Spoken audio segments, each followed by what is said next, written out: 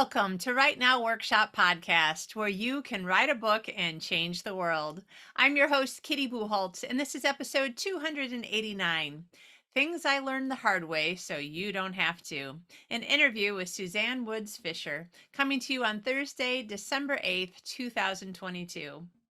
Well, first of all, let me start by saying, wow, it's been a long time since we've talked to each other. I really did not mean that to happen, but things get away from you sometimes. Things come up. Technology interrupts, which was definitely a big part of the middle part of my year. I had a lot of technology issues that I had to deal with. But I'm back. I'm excited to bring you some more guests. These guests actually were meant to be spread out over a couple of months because I told you the last time we talked that I was going to try to have at least one person a month talking to you with some interesting, helpful teaching type subject. We were going to try to do 8 to 10 or so really strong teaching type subjects, even more than an interview, which can be great and there's a lot to learn. But I told people, specifically, I want to help people to write more and learn something new that they can apply right away to their writing life. So I've got 3 wonderful guests for the rest of the year. Again, supposed to be spread out, but we're just going to do all 3 of them in December. So hopefully you're getting ready to be on Christmas vacation so that you have extra time for listening and taking notes. So today we're going to be listening to, as you heard, Susanne Woods Fisher giving us a lot of different kinds of insights about the writing life and the writing business. So I think you're really going to enjoy this interview. And I'm going to only talk briefly because I want to get right to it, but I want to let you know there is a lot of new things happening or just about ready to happen with Write Now Workshop.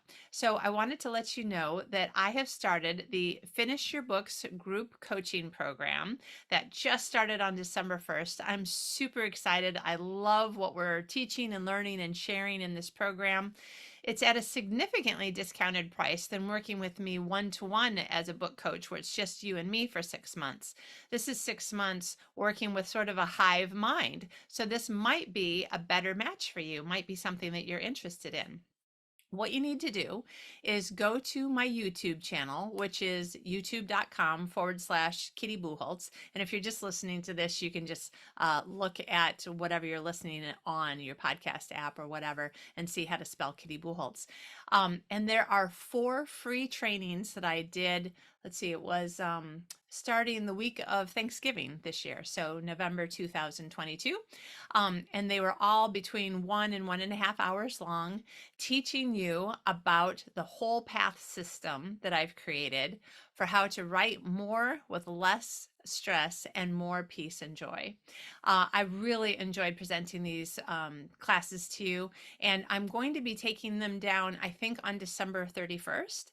So I wanted to offer you, because you haven't heard from me for a while, I wanted to offer you a coupon in case you wanted to join the class but didn't have the opportunity before. So if you use the link underneath the YouTube video for any of the 4 free trainings, then you can use a coupon code of, I just accidentally erased it. You can use the coupon code of 2022, just 2022, just those 4 numbers, 2022, to get $400 off your 6-month subscription to the Finish Your Books group coaching program. So if you'd like to do that, please do youtube.com/Kitty Buchholz. Look for the 4 masterclass trainings, and they're numbered, I think, like day 1, day 2, day 3, day 4. And all the links and information that you'll need will be right there in the it's basically the show notes section of YouTube. So that was the one thing I wanted to tell you. I have a new website that's about to go live any minute. So I'll tell you more about that when it's ready, but I'm super excited. There's going to be a lot more information in it. There's going to be more free things that you can download, different ways to help you as a writer and within the writing life to, again, write more with less stress, more peace and joy. It's kind of my mantra for the year and maybe forever going forward, because I'm like, there's really nothing wrong with that as a mantra. So I want to help you with it as well. Lots more things to tell you about, which I will over the coming weeks. And in the meantime, let's get into this interview with Susanne, where we can learn more about the things that she learned the hard way so we don't have to. Here we go with Susanne. I hope you loved the interview as much as I loved interviewing her. Take notes, and we will see you again next week. Today's guest is Susanne Woods Fisher. Susanne is an award winning, best selling author of more than 40 books, including The Sweet Life, The Moonlight School, and A Season on the Wind, as well as The Three Sisters Island, Nantucket Legacy, Amish Beginnings, The Bishop's Family, The Deacon's Family, and the In Eagle Hill series. Those are all series. She is also the author of several nonfiction books about the Amish, including Amish Peace and Amish Proverbs. She lives in California. Welcome, Susanne. Hi, Kitty. Thanks for having me today. It's so good having you here. I can't believe it's been so long. You were here in 2018. I think that was my very first year podcasting. And then 19, and now it's 22. And I'm like, oh my gosh, I'm so glad that we got together again. Almost the end of 22 too. I know, right? Yeah, it is. Hard to believe that time just flies. Yeah. Yeah. But I'm excited because you were happy to work with me on this new idea that I have that I've been a little on and off about it this year, just trying to figure out how to balance. I kind of feel I'm not necessarily one of those people who thinks, those who can't teach. I think there's great teachers and great teachers who do the thing and great teachers who don't do the thing. But I definitely am one of those people where I feel like if I'm going to be podcasting about writing and writing books and articles about writing, then and if I want to write, like I should be also writing. So that's what I was trying to add back into my year. And one of the things that I wanted to do so that the podcast continued to be, full of not only inspiration but wisdom and help was to have sort of those workshops that you would have at a writers conference as the podcast episodes. Mhm. And I was so excited that you were like, oh, that sounds great, I want to do one. I love that because I think that people who have had multiple contracts, who are in this as a career, a long haul, hoping for a long haul, they have a lot to offer. They have a lot that they have figured out in how to work at home, how to work two jobs, how to adjust to family, how to, just make this sustainable. And I think you can't glean enough from people who are doing it well. Yeah. And especially, just in the time that you and I have been writing, and I can't remember, I'm sure you told me on one of the other episodes how long you've been writing, but lots of things have changed in our industry. And so Mhm. for people who are in it, in the middle of it, or just coming into it and wanting to figure out how do I make this part of my, life for a long time, like it's good to know what has recently changed, that maybe you've been head down in a book and you haven't been noticing that something's changed, or you're just new to it and you didn't know that this is not the same as what you read in, Writer's Digest, from 2002 or something. Well, here's something I just learned, that Barnes and Noble had really gone through such a hard time and closed so many stores. And I think then private equity bought them, if I'm not I just mistaken. heard that. Yeah. And they're now reopening. In fact, right in the town next to me, there is finally a new one coming in, finally a bookstore coming in instead of going out. But the tone from the private equity company is that every store needs to be almost self-standing, where the manager is permitted to make this the store for your locale instead of a template for all the Barnes and Noble. Great. And they're succeeding. So that is one of those little moments of thinking, how fun, something on the right side of the whole book industry. Yeah. Yeah. So then that means that they're going to be a lot more individually, but likely Yeah. much more open to local authors coming in and doing things. I think so. And I think it's a wonderful thing for the managers to have that autonomy to really keep the books in the store that his locale or her locale is looking for, instead of just, Right. being told by corporate headquarters what to order. Right. Yeah. Yeah. Oh, well, that's so exciting. Now I kind of want to like fly back to the US and visit a Barnes and Noble somewhere where, I don't know. Yeah. Oh, exciting. So today, I'm really happy with your topic. It just sounds like exactly the sorts of things that it sort of winds up a year, and it's also a great topic for like thinking about how am I going to start out my next new year. I don't know about you. I'm already looking at the 2023 writing planner that I need to get, and it's October 6th as you and I are talking, but um, I'm a bit of a planner. But your topic is things I learned the hard way so you don't have to. I love that. Well, I like it too because it kind of puts me on the same level. Like I'm right there with you. I'm just trying to figure things out, and I have learned a lot, and a lot through just hard work to try to make this work. So I kind of came up with, I think maybe like 10 points, 10 sort of bullet points about things I have figured out through the nuts and bolts of and all that through the years of writing. I've been writing since, well, actually, I've been writing magazines since I got out of college, nonfiction. And then at one point in, I think, 2007, I published my first book. Ah, So that has been, in fact, just yesterday or Tuesday of this week, my somewhere in the upper 30s, my 30th some book has been published, and it's nice. amazing and it's exciting and wonderful, and yet it's still hard work. It's Yeah. still, every single book is still, I mean, I've had to set a goal for myself of wanting every book to be better than the one before it. So I like that. I like to keep pushing and becoming, honing my skills more and more. But I feel like there are some things I learned that could just shortcut things for other people and make it a little easier for them as they are on the road to publication or on the road to enduring, multiple Right. publications. So Yeah, exactly. I have 8 titles out, but sadly, and this is embarrassing on the one hand because we're told the sorts of things that we should be embarrassed about. And then I was like, you know what? I'm going to talk about it because it shouldn't be something embarrassing. It's just part of life. But it's been 5 years since I put out a title. And part of me is like, "Oh my gosh, like you can't ever let anybody know that. Don't let anybody know." But the thing is that all the things that happen in life that cause you to be not writing or not publishing because it's not always the same. Um, they're the sorts of things that other people might be going through too. And if you could help each other the way that you're helping, you know? Yeah. and I don't, it's not a race either. Yeah.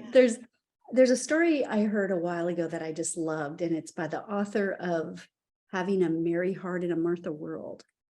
Oh, I Remember think that? I've heard of that book, but I don't Yeah, know it. I'm blanking on her name, and I'm sorry, I should have thought of this because she's a wonderful person, wonderful author.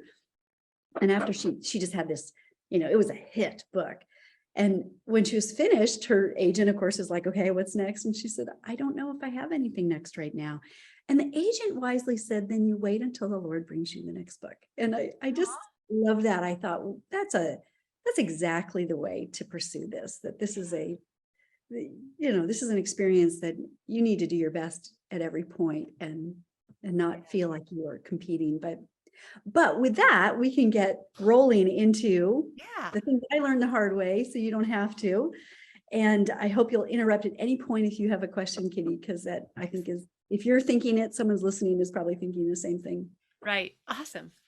Well, to begin with, I had years ago, back when you got a daily newspaper, I was reading in a page that was talking interview of a woman who is turned 100 years old, and she was having a birthday party, and the journalist went and just interviewed her on, how have you lived so long? What is it that's given you that ability to be 100 years old and keep going? And the woman said, well, I want to see what happens next. And something about that, I've never forgotten that, because that is a beautiful life attitude. And then it's also exactly what good writing's all about. Yeah. It's, you want to write in such a way, fiction or nonfiction, so that you are pulled forward. A reader is on their toes, not on their heels, Yeah. through every chapter, through every book. Hard to do, but that is just keep that in mind. What happens next? And that I think is just like a really good theme. I like that. I know, I like it too. I'm sure she's passed away by now, but I just think I would have loved knowing her. Yeah. So number two, we're going to talk about small ponds are a great place to start. And they really, really are. So I got my start, if you can believe it. Well, I wrote on the college newspaper, and then we married. We moved around. My husband's a corporate guy, and so we were transferred quite a bit. We were living in Houston, Texas, and I wrote for a diaper newsletter. I got free diaper service if I put the newsletter together, which probably sounds so funny, but it was a great little start of just writing clearly, keeping skills going. Then I started, a friend of mine actually from college, we worked on the paper together. Years later, she said, I'm freelancing, I have more work than I can do. Are you interested? And she started passing me her pieces when she was too busy. That was it. I was just kind of receiving her leftovers.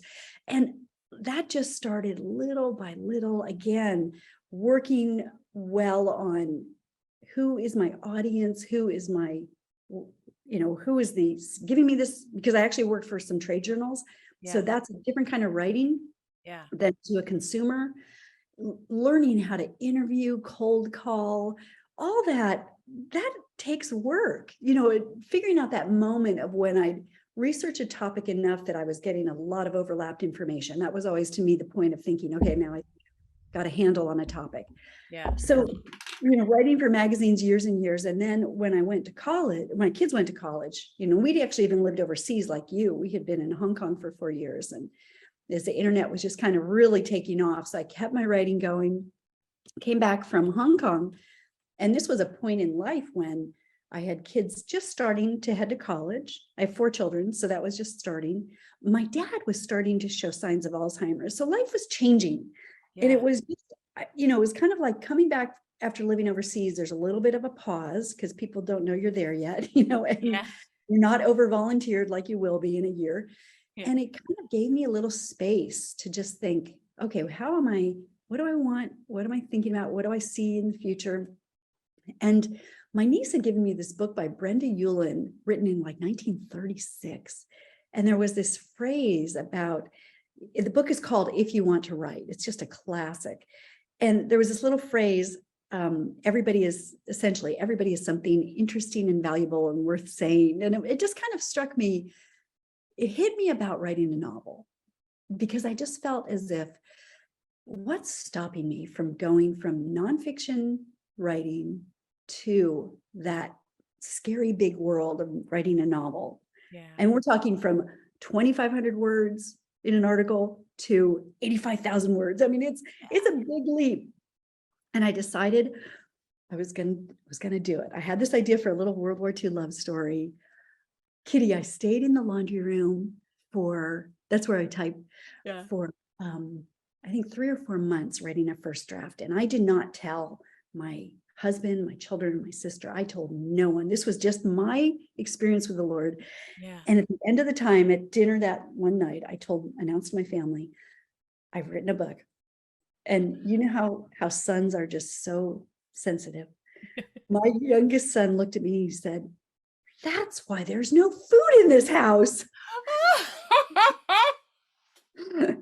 And he was so right. He was so right, because I'm not even a big shopper, but our Visa bill was just down to nothing.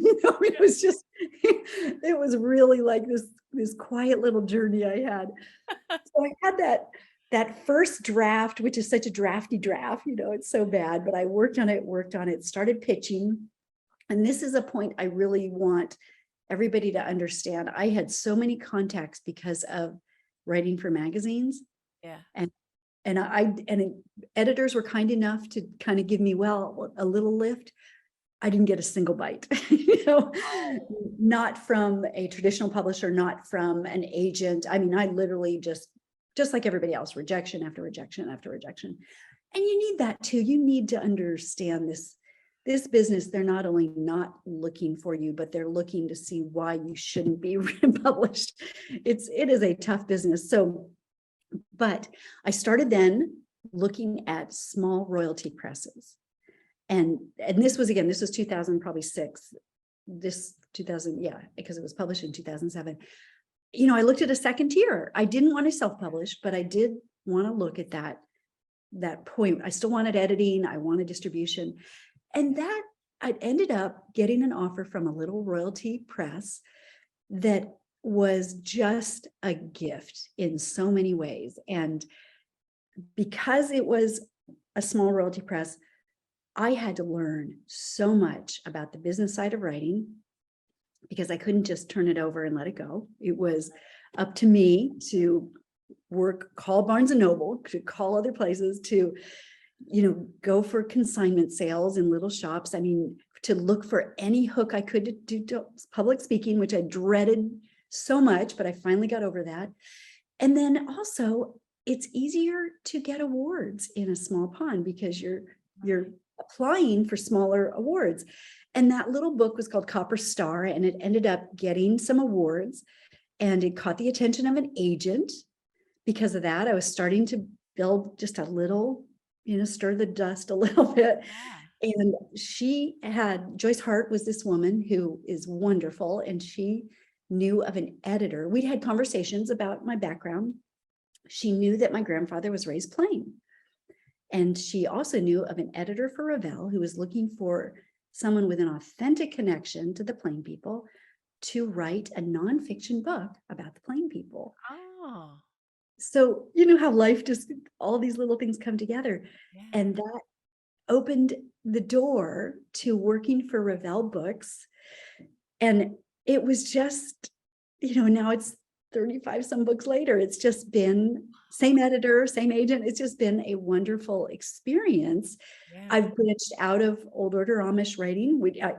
I still do, right? That's my recent release that we will probably talk about, Yeah. but I've also branched into contemporary and historical fiction because writers are writers and we're sort of overblessed with curiosity. But the point is, just all these little strands in life kind of came together. And I think some of it was because I was willing to start small, Yeah. learn there. And it was just, such a wonderful thing. So my point to people is to say yes to as many writing opportunities as you can. Say yes to church newsletters, say yes to starting blogs because they're kind of piano skills a little bit. Yeah. And then just remember, you're not working with an editor. You need a second pair of eyes. Even editors need editors.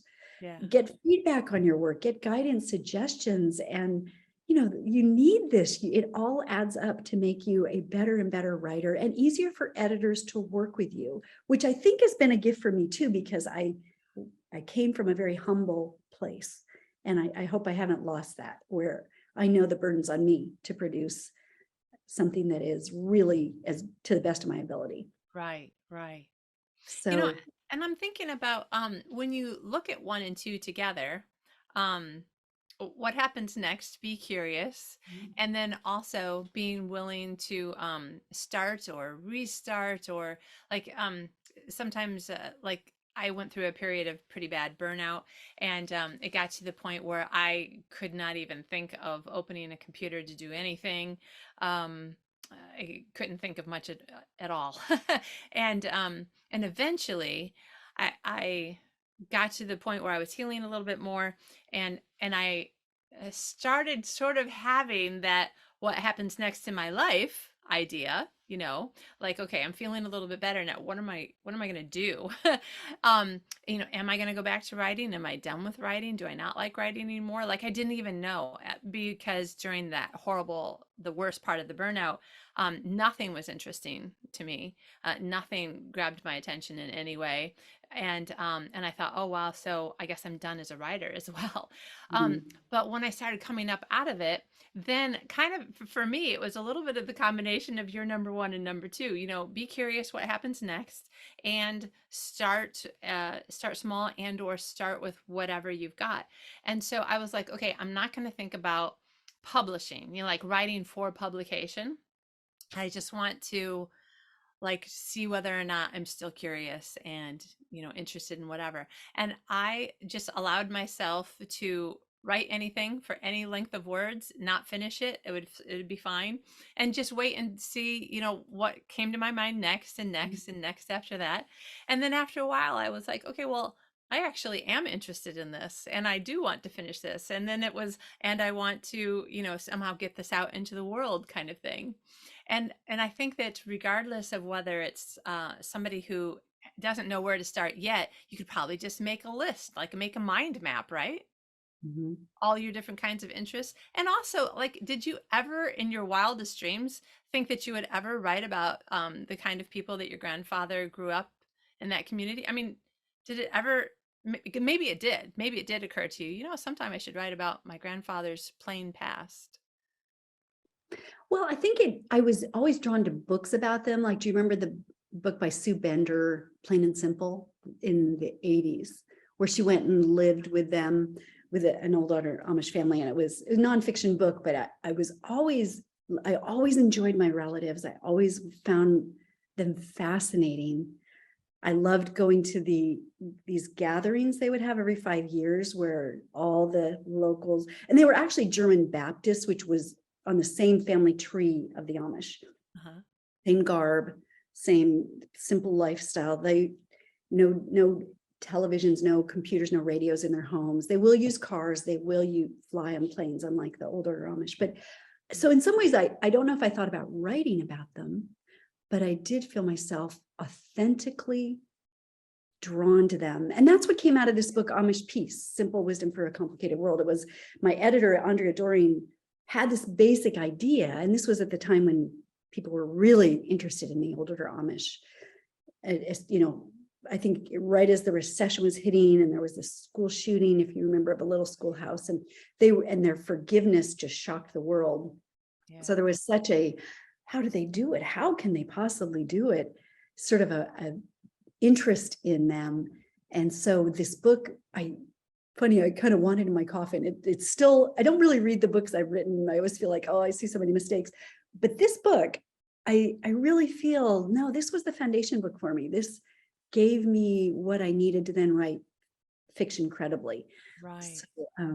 So, like just what you're saying, look back in your life and dig and think, and all these little, life experience you've had. I think journaling is such a good thing for this. Yeah.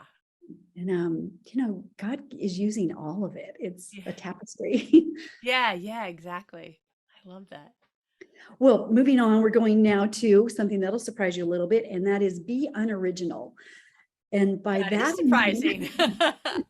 by that, I mean, you really should study the authors you love and why you love them and what it is that resonates with you. For example, do they have a remarkable sense of descriptive language, or are they especially gifted at character development, the kind of characters that you care about and you think about?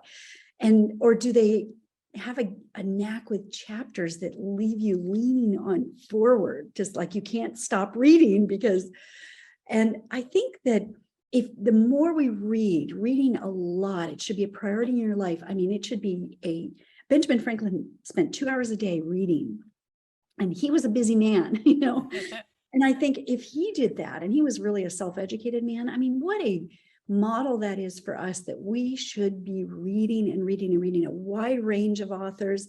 I tend to use little Post-it notes tabs as little like 1-inch things as I go through to just remember something I admire in a book. I like to see, for example, how does an author use a timestamp so that you're not even aware of it? How has he or she woven in the fact that it's a Monday afternoon on a sunny winter day, Yeah. in a way all of a sudden you realize, oh, that's where we are now. It's, summer's falls past, kind of a thing. Yeah.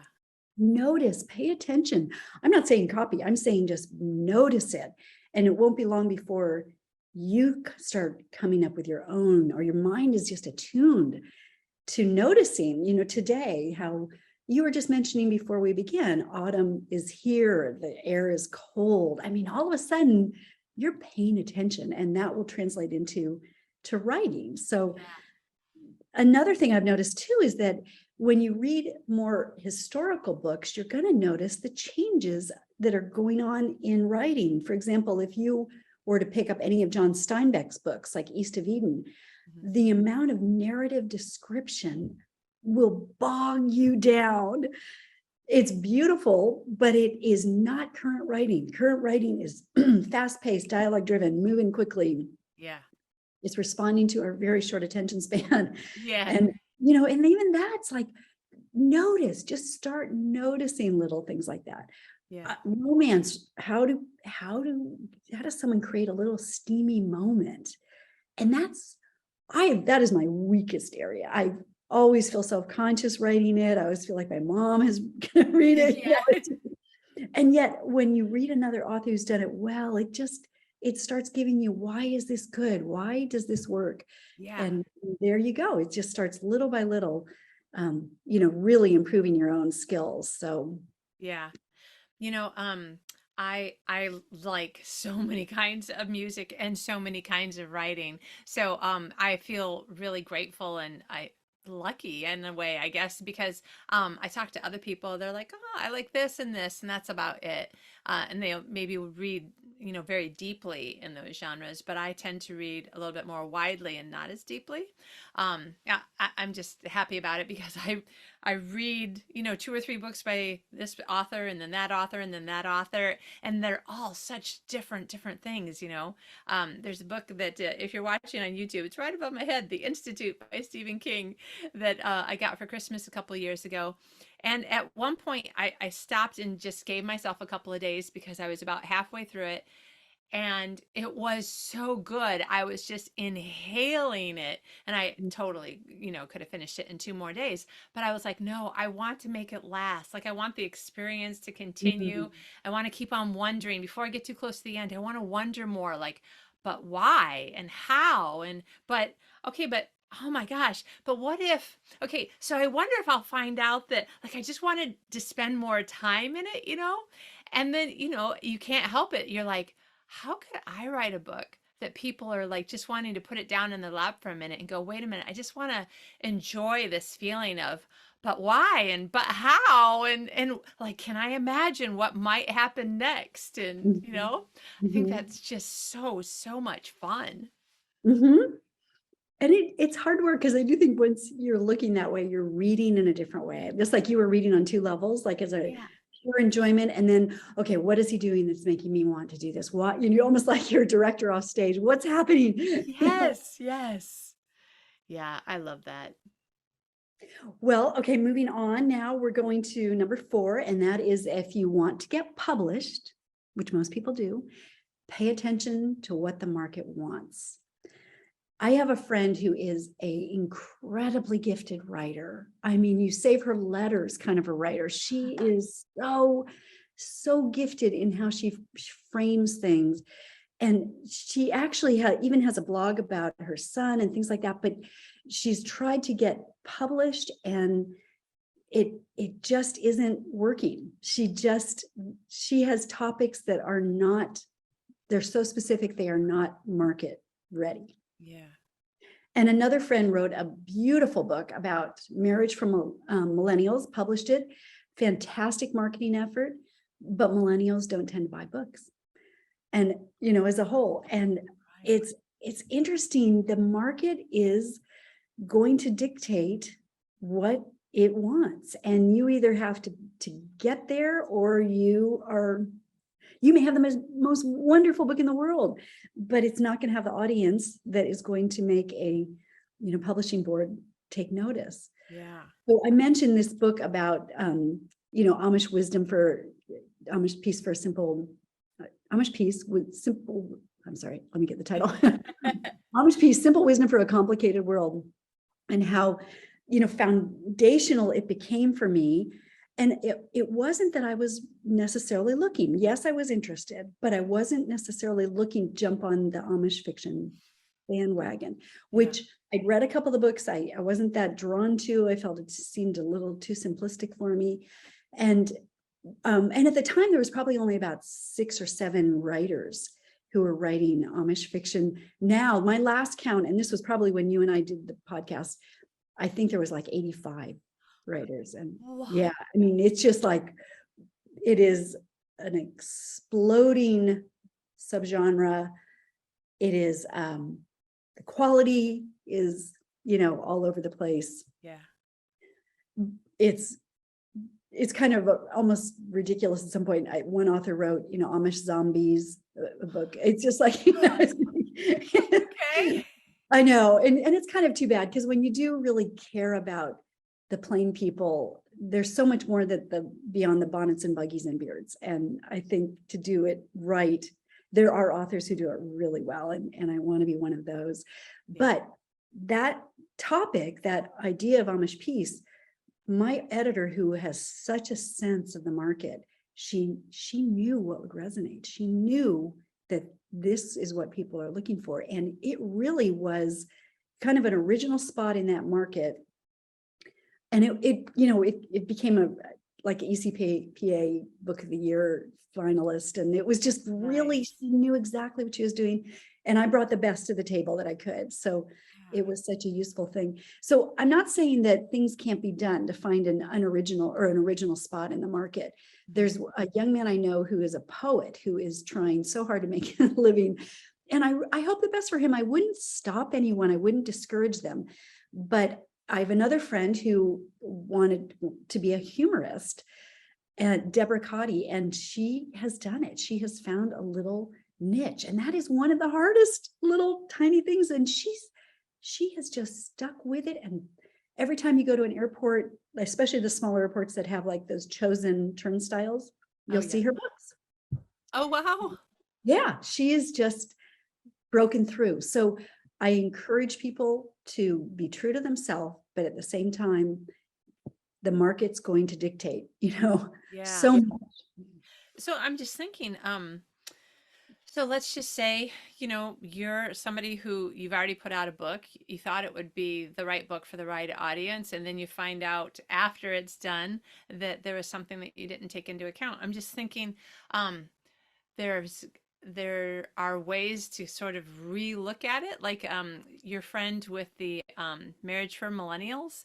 I'm like, if she put that in like an audio podcast that was like one chapter for each episode, um it would sort of be like giving out the audiobook for free in a way. And I know some people balk at that, but if it got you your audience, and then that audience was like, wait, I want to, be able to read this, even if they read it on ebook, mark it up and highlight it and that sort of thing. It seems to me that probably not everything, but there are things that you can even figure out, how can I rethink something that looks like I made a mistake? Yeah. I don't know if you've, had an experience like that, but I love what you're saying because you're really saying chase your audience, yeah, find it. yeah. And that is really good, but that is the business side of writing. And a lot of authors and writers don't understand this as a business. Right. Yeah, So, that's true. It's so hard for me to sometimes keep in mind that there's still a lot of people who aren't there yet with understanding that they're an entrepreneur now. mhm, mhm. Yeah. No, it is like 50%, and we will get to that. Okay. Okay, so next thing we're going to talk about is number 5. I think you'll like this. Rejection isn't that bad once you get used to it. It's not fatal. It isn't fatal. Nice. Yeah.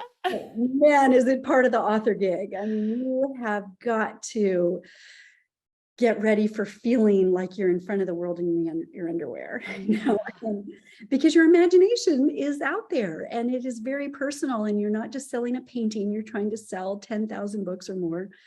Yeah. It's hard. So my very first novel that came out, which was Amish fiction, beautiful cover, and it was my best first try in the traditional publishing. So this wasn't the Little World War II story. This was Amish fiction, and it Publishers Weekly just raked it over the coals. Just Oh. I remember being in my bedroom. It was right around Thanksgiving, and I read the review, and I just thought, oh my goodness, I am doomed. I mean, this is it. I fully expected the Ravel to pull the book. Oh, wow. I put so much everything on that one reviewer's point of view, and I was such a brand new writer and into this world, and and I think some of the things I've learned from that, and I have to say, Publishers Weekly, Library Journal, there's book lists. They have staying power. Those reviews stick right up there with Amazon and anywhere else, and they don't go away, and they're the first that people see. So, Yeah. it was true that it was a really sad moment. But what I've learned since is that critics have their own bias, Oh, and okay. they, I gave it so much power that it took so much joy away from. I just assumed it was right. I assumed everything was right about it. Right. And when somebody leaves a customer review on Amazon, you have to have a filter that you are thinking about. And so let's put aside the more big kahuna reviewer places just for a moment, because the customer reviews that come in all over the place, do you know this person? Probably not. Does this person matter to you? Probably not. And I'm talking about the really negative ones. Yeah. Most likely you have no idea who this person is, what kind of mood they're in when they Right. wrote it, what their frame of thinking is. And while it's really important to get honest feedback, that should come, the one you're listening to really needs to be a very kind of small and trusted circle. Yeah, people And particularly who read and enjoy reading in your genre, which, sometimes people leave reviews for books that they clearly disliked, but then you're reading the review going, I don't even think you read in this genre. I think you're just telling us I'm not your market and I'm going to tell you yes, how bad your book is for me. what a great point that is. Yeah, or even others that'll start with like, I was in really tired when I read this, or really bad mood when I read this. And I feel like, why would you do that to somebody? Someone, why Yeah. do you think that needs to be listened to? Um, but let's circle back to that book and the Publishers Weekly. And I again, it really stole a lot of joy. And if I could suggest to anybody else, you just be careful with letting someone else make that call for you. Yeah. That book sold, I think, over 200 some thousand copies. It had, What? Your yeah, first major published yeah, novel? not at first, but like the first out of the, I think it But was with a first major order out publishing was company. 53,000 copies. And it has just continued to sell. Wow. And the thing, like, and it's like that, I'm not saying that reviewer, I'm just saying that was one reviewer. Like it did not affect sales. It did not affect Ravel's opinion of me. It did not really have any effect at all. Maybe, I mean, maybe it did, Yeah. but you just have to keep that in mind, that this is just somebody's opinion, and that's their opinion. That's all it is. Yeah. I think it's really important, though, to be open to feedback, to Mhm. be open to kind of really, but that should be sort of a trusted circle. So I don't even read my reviews very much anymore. Unless Ravel wants me to use it and use a graphic or something, I will. But and it's not that I don't appreciate the time and the effort, but I think the positive ones, as wonderful as they are, you use the same filter. I don't know who you are. I don't know, I don't know if you're doing this for everybody. 5 star. I don't, Right. and I don't mean to sound like I don't value it. I do, but I'm not as wonderful as you think, and I'm not as awful as some others think. And Yeah. at the negative ones, which of course are what we marinate in, they, at the very least, they're distracting, and at the very worst, they're debilitating. And I think that's what happened to me with that Publishers Week. They felt very debilitating. Yeah. So I kind of have narrowed it down. There are two people I'm trying to please as I finish a book, and the first is my editor, and the second is the project editor. That's the person sort of at the back of the house who's doing the line editing and all the proofing. Mhm. I have such a huge regard for both of them. So the acquisitions and the project editor. And I feel like they're my filters. They're the ones who, they're going to tell me the truth. They're going to tell me what needs to be fixed and changed. But that has helped me to kind of just narrow that down, that little circle. So Yeah.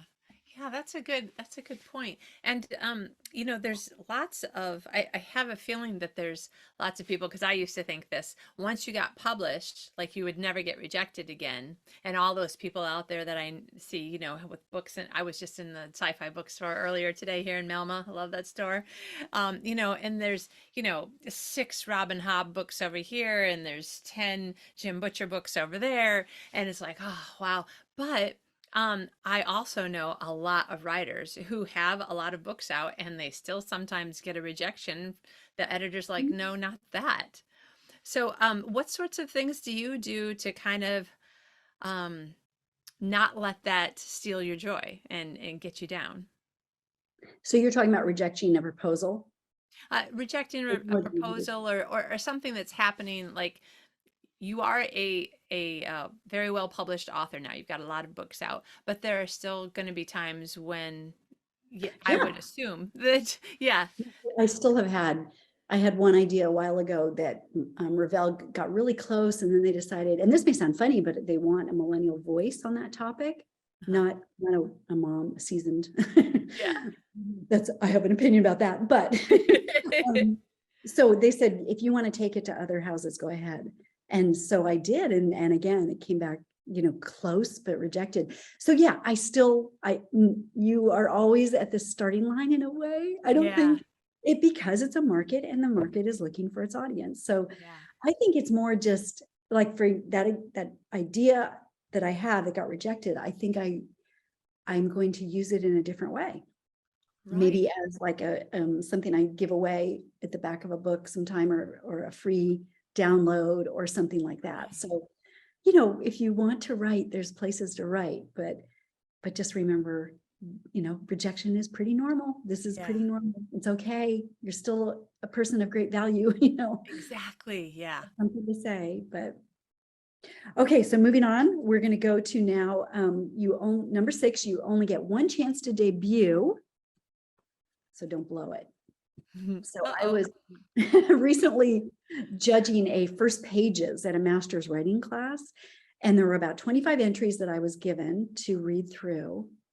And I was shocked at the typos and errors in the entries, just because it immediately distracted my reading of it, and caused doubt, is, and I make typos too, but I mean, wow, that should have been just fine-toothed comb.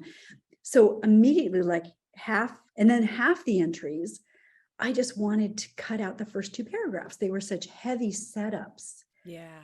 Again, really distracting. And I wanted to just jump in at the point when action began.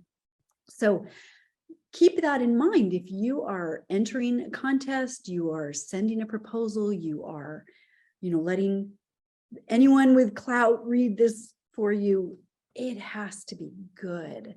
Yeah. Not be lazy about that. That's what I sort of felt like. This is just lazy. Yeah. So Yeah.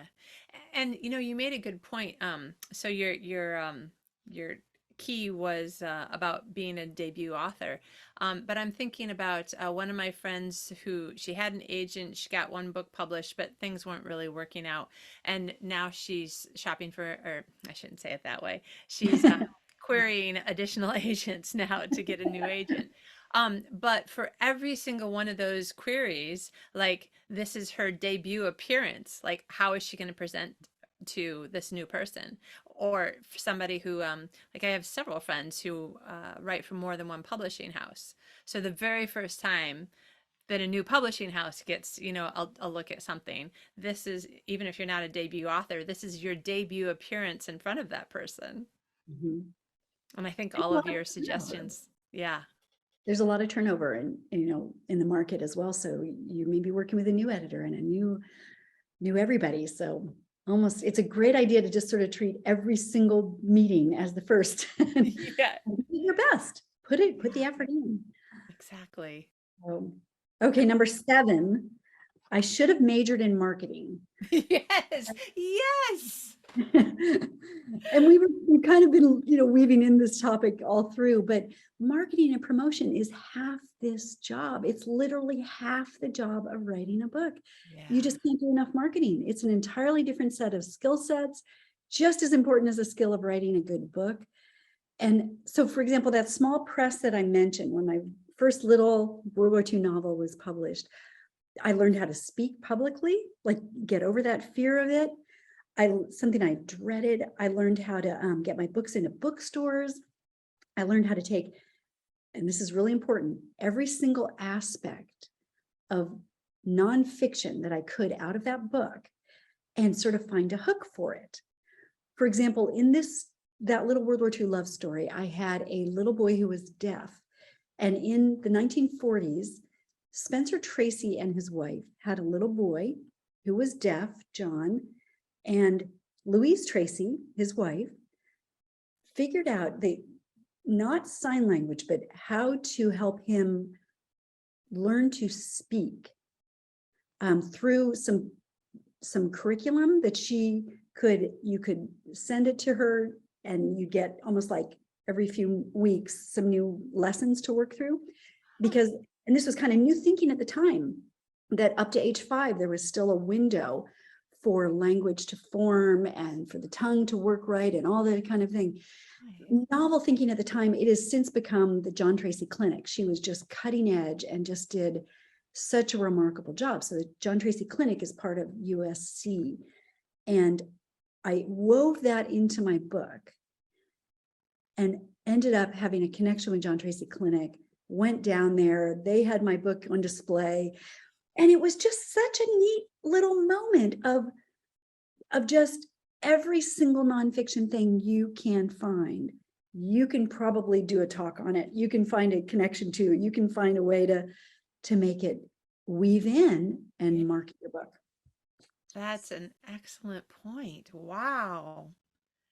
I do a lot of this now. During the pandemic, I came up with this idea of I had a historical book published called Moonlight School, based on a true story about literacy in America. Incredible true story. And I took that true story and I created a presentation through PowerPoint that I give now to libraries. And it's such a great way to connect. Again, it's the story of it, which so much of my research I'm able to put into, something really concise and visually appealing. And then, yes, promote my book as well. But it's like, there's so many ways to pull that out of a book, all you can to sort of Yeah. spin it.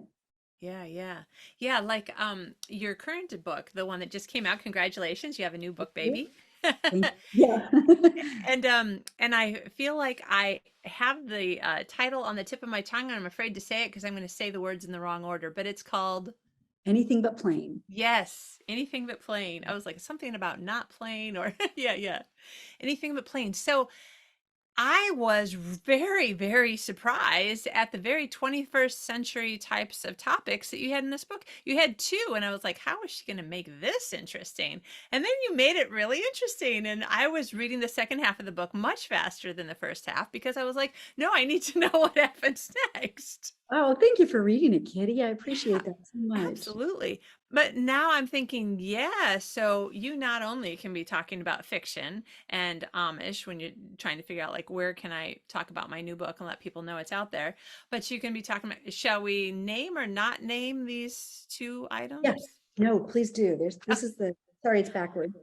If you know, everybody who's watching on YouTube, it's actually frontwards for us. So that's a Oh, beautiful good. cover. Wow. Gorgeous cover, one of my favorites. And I love that there is not a face on it.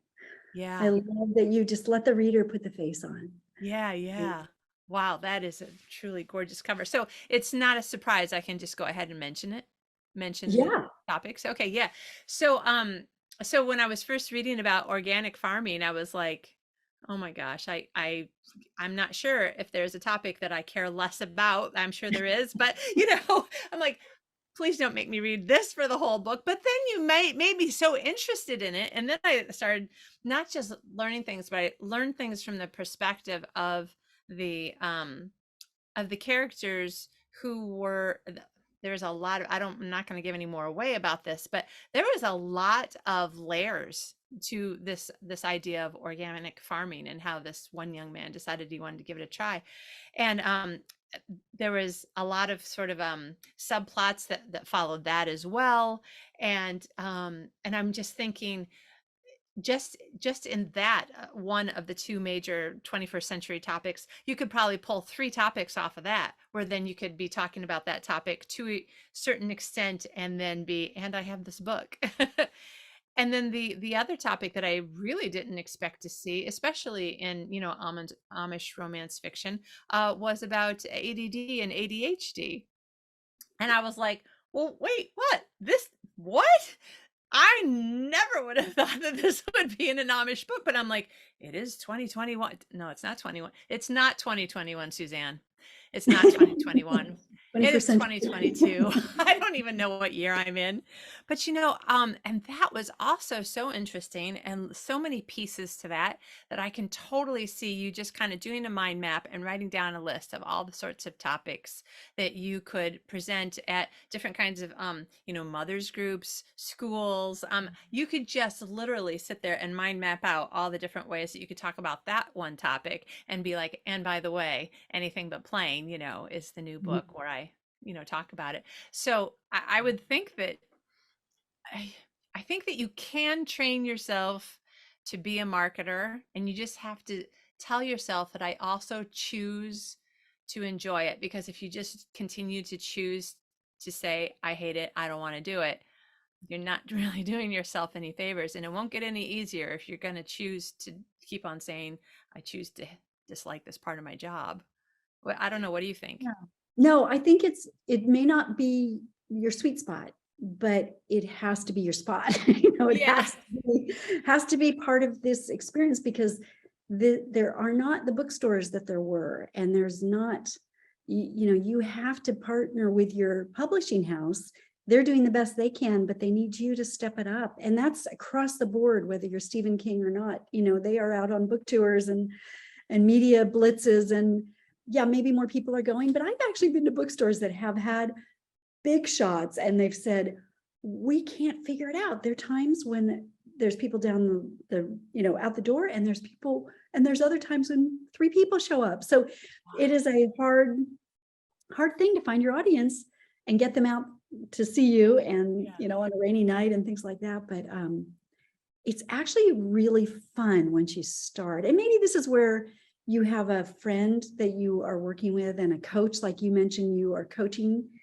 This is where you get help with the weak areas. Yeah, that's a really good idea. And I know some writers, if they live in the same town, like one goes to be the support person to the other when they have a signing, the other, and then it's the opposite. Like now she's supporting her when she goes to a signing or whatever. Mhm. I've done that with a friend of mine. I know, I think you can't have enough. And even your publishing house, ask them, I need some help brainstorming. I need to figure out some ideas. But I think that's one of the most kind of really motivating and exciting, and it is more fun than you think, but it may not be your skill set. But as we mentioned, that shouldn't stop you. You've got to kind of work with that and Yeah. keep going. And so you mentioned my book, and I wanted to just point out one thing, because the organic farming and the ADHD sound so disjointed. It's basically a story about a young woman who is in a highly conforming society, obviously.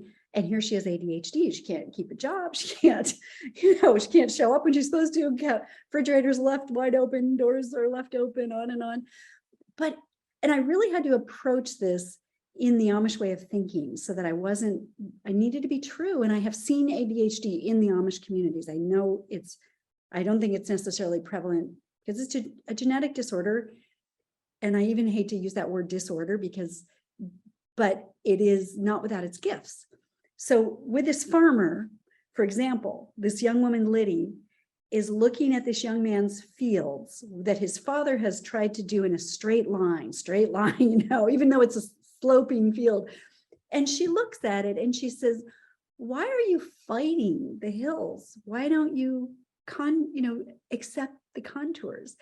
And it was like a light bulb went on in this young farmer's mind about kind of creating plowing around the contours of the hill, Yeah. which is a part of organic farming. You're getting that, you're getting less erosion, you're getting more water coming in. It's just a better use of a hill, and you can make use of that hill too, instead of trying to force it into what you want it to be. That is, I think, the best moment of showing the giftedness she has in thinking differently and thinking creatively and not being so limited, which is part of ADHD. It is their mind is probably using both sides of the brain in a different way than we Yeah. do. And so that was, in a nutshell, that's kind of a little bit where they work together, where the two themes sort of are both outside of the realm of this community, but they both bring Yeah. the best. And the other thing that was so lovely about this community is that there is lots of people who love her and want the best for her, but they cannot figure out how to. Some people want to make her conform and they can't do that. And other people, they love her. They just want her to not be what appears to be sort of a walking disaster to some people, and they can't figure out how to help her. But the one person, not just one, but the love interest has always seen her as just somebody who's really creative and has interesting ideas and interesting things to say. And you're like, "Aw." I mean, yeah. What partners can do. Yeah. And she brings out the best in him too, Yeah. she really helps him see things in new ways and all. So thank you for saying that. I love the characters and I love that it's a new conversation. It brings Yeah. up a new conversation, which is really fun. And it Um, feels so 21st century. A whole bunch of things, and I don't want to ruin things for people, so I won't mention, but there were several things where I was like, oh, right, like this could be, okay, not down the street here in Malma probably, but this could be the community down the street from me, because I see how, like, this is today's world. This isn't prairie romance, 1800s. This mhm, is now. And mhm. I like see how it's now, and yet some of the problems are the same and some of the problems are different, and it's just, it makes it a lot more interesting than, and I mean this is a compliment, it was a lot more interesting than I expected it to be. That's the problem with Amish fiction. Everybody has a view of, oh, brother, Yeah, But yeah. I love finding more, finding, real people and how they're working out their faith in their life and how they do community so well. And Yeah, we do it so badly. So I think there's a lot to learning and a lot still to come, yeah, without going Amish. I'm not encouraging anybody to pretend they're perfect, but they have they have a pretty good idea of the important things in life and how to hold dear. So, yeah. okay, moving on. We've got two more now. We've got Okay. revise, revise, and revise again. Writing is one thing, revising is another. And first drafts are terrible. They're just terrible, but that's okay. But you just keep working and working and working and clean it up and improve it before it goes out. I will, before a novel goes out, I will go through it and I can kind of tell how much better it's getting by how long a chapter takes to edit. I mean, sometimes it'll take a full day. And because I'm also doing a timeline, I'm doing a character sketch, I'm checking, I catch so many mistakes in that end point, 3 Mondays in 1 week kind of a thing. Right. And, just then it will get where I'm finally going through it again. And I have to say, by this point, there's no surprises left. It is not fun. It is drudgery. You're so sick of the story.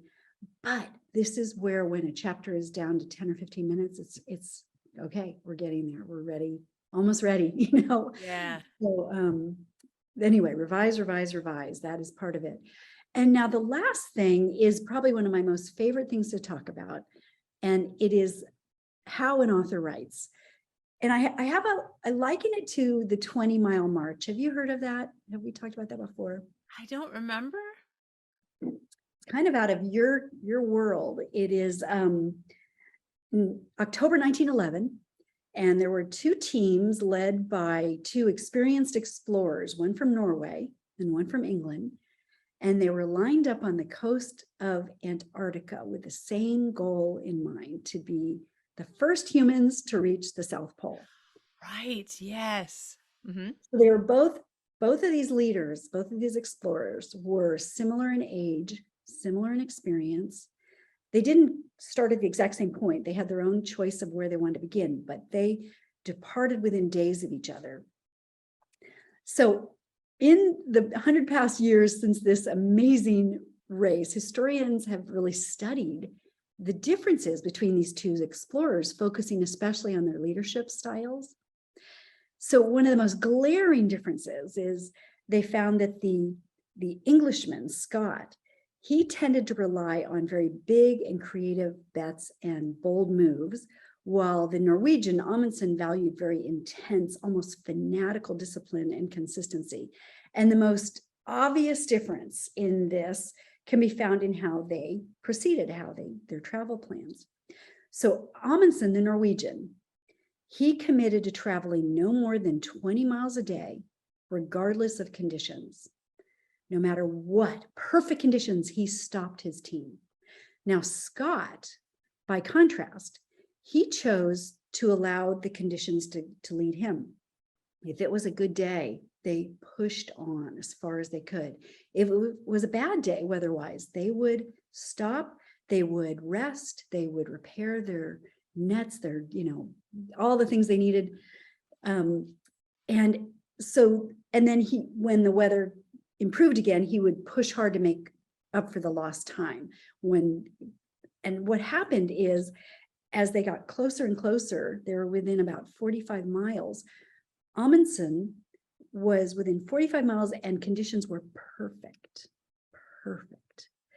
And his team realized they could make it today if he would let them go. Yeah. One final breathtaking push to the finish, and he wouldn't do it. They had no idea where Scott was. They didn't know, they couldn't track his position. For all they knew, he was right on top of them, and they pushed him. They wanted to go, but he would not do it. He just absolutely refused. 17 miles, they stopped. He decided that they would reach it in one thing the next day. He felt that if they overstretched and exhausted themselves, they may not make it back. Right. Well, he and his team made it first. Scott and his team arrived 34 days later. Days. Wow. Days later, Amundsen made it all the way back to the base camp on the precise day he had logged in his planning journal. Every single member of his team made it back with him. Scott and every member of his team died 11 miles from a cache of food. So this is so much about the writer's life to me, because, and I know I'm oversimplifying it, but I think we generally go with Scott's methods. We let the conditions take us. If all things work, we stop and write and write and write and write. And then if you have a busy day, or you're tired, or you don't feel well, or family's visiting or whatever, you just put it away. And then you try to make up for the time. And it doesn't work. It has to be a disciplined march. Yeah. I think consistent disciplined action is going to get you over these lofty goals. And my whole point of this is to set reasonable goals, even if they're small, even if it's, 1,000 words a day, 500 words a day, even less, but you can do more than you think you can. And there is just this idea of making this a priority in your life, making it come first, whatever time that works for you, but it is sacred time. You don't let it get squeezed away. You keep marching, you stop so that you have something to look forward to the next day. You get away from that computer because you need that. Your brain needs the fresh air, and just keep going. Francine River will only write 4 pages a day, and she stops. Wow. She absolutely stops. I think this is a really good thing to keep in mind, that this is something you need to take seriously if you really want to be a published author and you can reach your goal. So speaking of endings, that's kind of my wrap up. That is my best advice for the things I've learned the hard way. Wow. I love it. I love the last one. My mind is still kind of, going through, because I've heard that story in a different context having to do with business management and managing people. But I've heard the story, but now thinking about it from the writer's life, I'm like, yeah, okay. So do I want to arrive at my destination, which is 20 or 30 years in the future with a whole bunch of books? Do I want to arrive or not arrive? Yeah. And it is actually one of the things that I think about a lot when it comes to physical and mental health, because those are two things that I've seen so many people. And obviously, I just said that I have also had a problem with just not taking care of things and thinking you can just push through. Oh, I just push through. It'll be fine. And then I know people who, they have some sort of health issue that now they have to take, 3 months off while they heal from something, or longer. Or the burnout that I had, man, it was It was over a year of not writing anything at all. Mhm. Um, so, and that was something that, like, looking back, I'm like, oh, what if I had taken better care and kind of used the Amundsen style? We're just going to do this much and then we're going to stop, but we're going to do that every single day, you know? Mhm. I really, really like, I'm still stuck on point number one there. I like it a lot because I think this whole idea that you break a task down is almost one of the things I learned in writing anything but plain. Some of the inobtrusive ways that come from within to help you accomplish goals and stay on task, which is so much of what this character Liddy was struggling with. Yeah. And there was a lot they sort of weave together with the idea that you have to respect your brain. Your brain needs, it needs certain things, and it needs kind of that discipline as well to keep things fresh and keep things going. But when you can really break a task into manageable pieces, you will finish it. You'll get it. But if Yeah. it's too big, it's overwhelming. Yeah, yeah. And I like the other point that you had in there, where Liddy was learning more about this topic. And it was about that in our 21st century life, we probably are doing things and putting ourselves in situations where we sort of develop a little bit of ADHD um, Symptoms. symptoms. Yeah. And I'm thinking about, I was actually, while I was reading it, I was thinking about like the prior 2 or 3 days where I would start to do one thing, remember something else. I'll do that on the way to the other thing. Then I couldn't remember what was the first thing that I was going to do. And not just that, but like it would happen in conversations. It would happen while I was typing an email. It would happen while I'm making a list of something. And I was like, okay, I have got to slow my brain down. I've got to stop putting so much, what do you call it? Not stress, but Yeah, that overload. overload. Yeah, just Yeah. putting so much stuff into it. Yeah, Well, you make a really good point. Now, so to be clear, technology cannot make you ADHD, yeah, but studies are showing it can give you symptoms of ADHD. Think of your phone dings and you're like Pavlov's dog. You just go. Suddenly, that's the most important thing.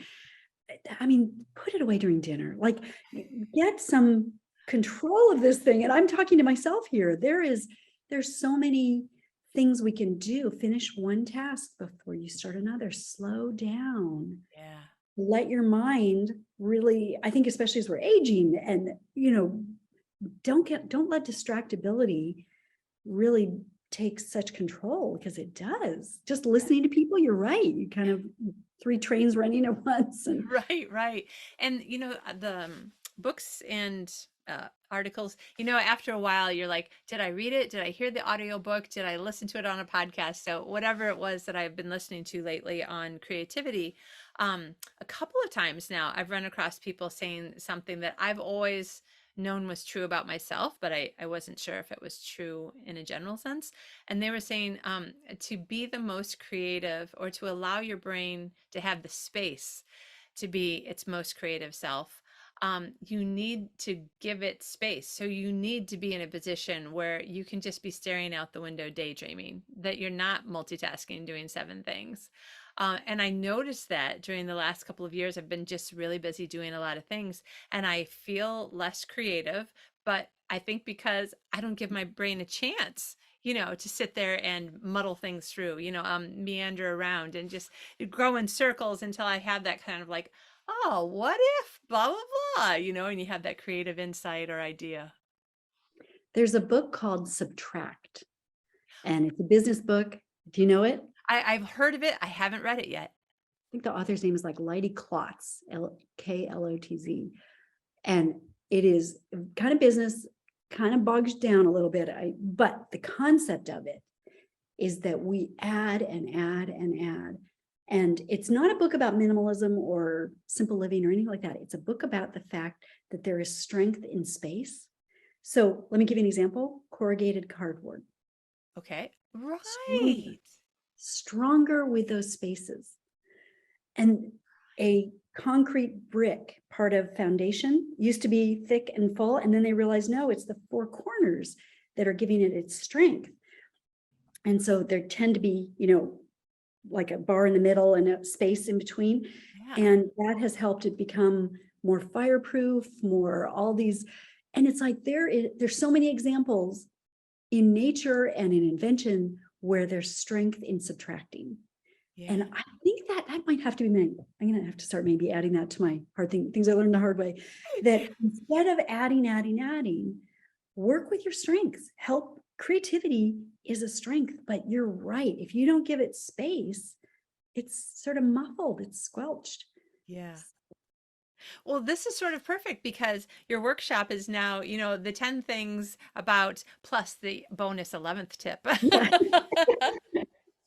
Yeah, I'm going to add that. Thank you. We're learning Oh, constantly. Suzanne, I love talking to you. I guess I've forgotten how much I love talking to you. We need to do this more than 3 years from now. Yeah, we need to meet first face to face someplace. Definitely. We've got to Yeah. find a place. I mean, I have friends in, well, where are you about? Northern California or Southern California? Northern. Northern. So Oh, see, I've barely been up there, maybe once or twice. So now I have a reason to go again.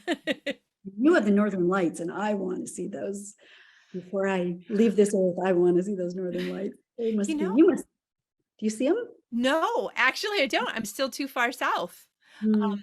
But I did just recently, a couple of months ago, read something about, and pardon me, people who are scientifically minded, and that I'm totally messing this up, but like the curvature of the Earth and the Earth in relation to where the sun is, and the whole idea that so many things in life are kind of an ebb and flow. So apparently, around every 3 years, like the northern lights will be brighter in some areas and less in Mhm. during other times.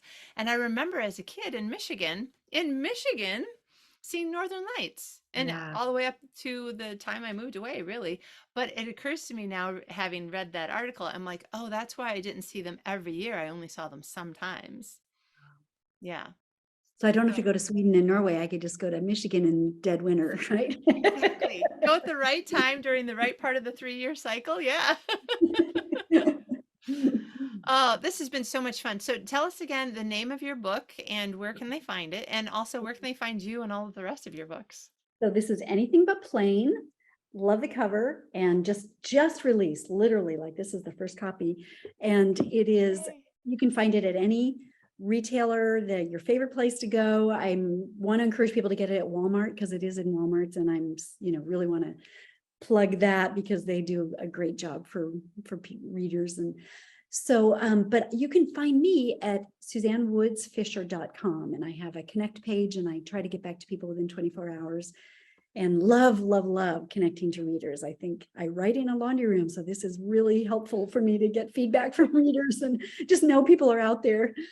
That's awesome. Oh my gosh. And this is Fisher, Fisher, no C in it. Thank you. Yeah. SuzanneWoodsFisher.com. Yeah. Awesome. And are you on social media? Yes, I especially enjoy Instagram. It's Oh, good. really fun. I have a lot of grandchildren, and I would love to do more of their stories, but I respect their privacy, and I don't. I kind of, if anything, maybe from behind their back of their heads, but Yeah.